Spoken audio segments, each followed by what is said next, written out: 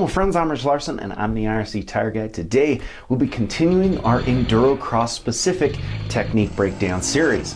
The Endurocross season is over and we experienced some incredible racing. You guys can see our recaps from every single round, including the final round, right here. We'll also link our 2021 Endurocross season playlist in the description. For this week's final Endurocross technique breakdown, we're tackling Endurocross specific jumps. These jumps have a specific technique that's different from that regular Moto style most will experience. Of course, it should be said before tackling Endurocross specific log doubles, it's recommended to be comfortable with regular Moto jumps. I'd say the risk on an Endurocross jump is slightly higher due to the varying lips you'll be launching off of, as well as the differing landings. Now, there are a lot of great technique tutorials out there on that Moto style riding. And as this channel grows, we'll be putting out our own versions. But for now, we'll stick to what we do best, hard enduro and Endurocross. So let's get into it. Endurocross jumps are peaky. Most will have a kicker type feel. That's because a lot of times 3/4 of the jump will be dirt and then the peak of the jump will be a log or tractor tire. Logs and tractor tires always stay the same. The contact our tires make with those obstacles don't usually wear away the wood or rubber of the obstacle itself, but dirt does wear away. It ruts up and corrodes. This causes a more cupped out kicker type jump face as the race progresses. You should also understand this isn't just an Endurocross technique.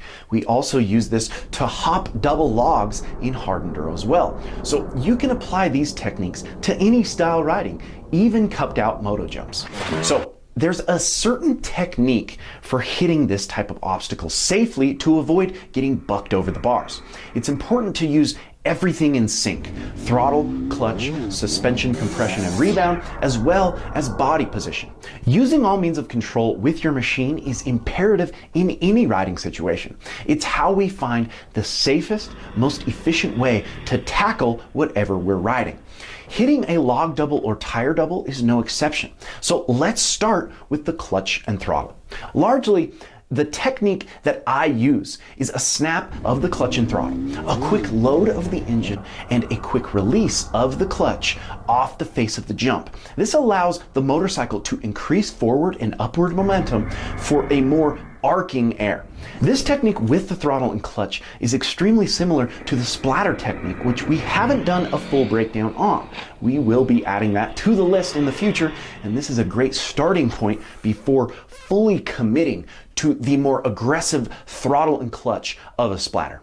As your machine enters into the face of the log double you're approaching, the focus should be in using the clutch and throttle to ramp up the RPMs and spinning inertia of the machine.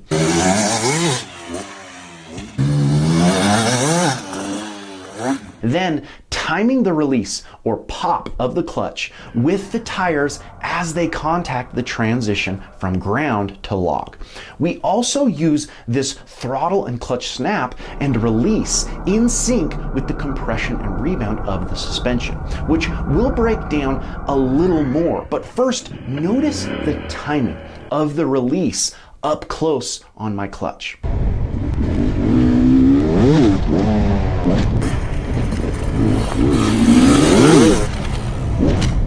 Listen to the increase and decrease of the load on the engine as my clutch drops and I drive into the face of each differing jump.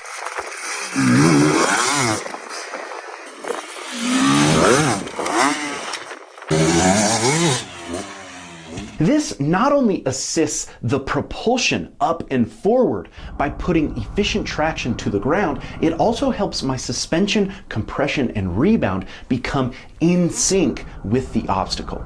You want the bike's suspension to work together with the jump you're hitting, rather than the suspension absorbing the obstacle and not allowing you to travel the needed height or distance. That compression and rebound with the obstacle will literally spring your machine higher and further. Your worst case is obviously coming up short, especially on jumps that aren't dirt landings.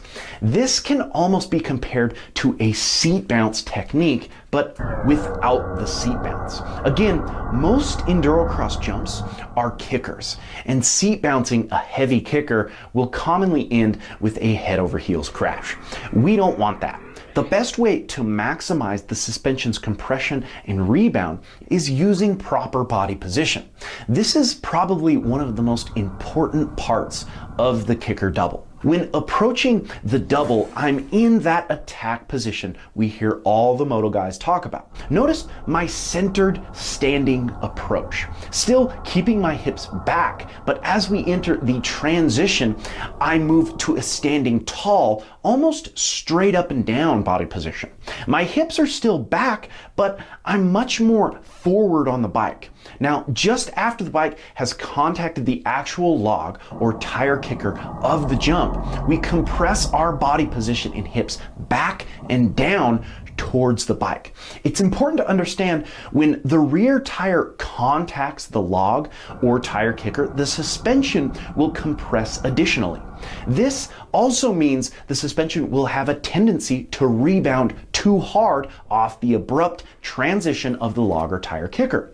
This is when using that quick snap of the clutch and throttle, as well as a snap of our body position in our hips, back and down to counteract and prevent a kick over the bars. I'm almost throwing my hips back and fully extending my arms to maximize my body's counteraction, timed with the kicker. Think of it like allowing the bike's rear fender to come up into our body, as well as almost absorbing the face of the kicker. My hips go so far back, I'm almost locking out my arms at the maximum extension. The timing of your hips and body position should be in sync with the contact of your tires. So one more time with the body position, that's standing up and forward as the front tire makes contact with the kicker, then down and back just after the rear tire makes contact. Too early or too late will result in a kick forward over the bars. Colton Haker shows a perfect example of this. In fact, truthfully, I think he was the first rider that I ever noticed really maximizing this endurocross skill. Again, after the kick off these log doubles, we see a quick snap of his body position back and down, staying faster, lower, and more efficient than 90% of the field. This technique is advanced. Whether we are hitting plain logs with no dirt or log doubles with dirt up the face, throttle, clutch control, suspension compression and rebound, and of course body position come into play. We hope these episodes shine a little light on the intricacies of endurocross and hard enduro skills we see all the top riders constantly put into play. If you're enjoying the channel, make sure to like, comment, and subscribe, as well as follow us on Instagram at IRC Moto and my personal Instagram page at RichLarson511. And until next time, keep shredding.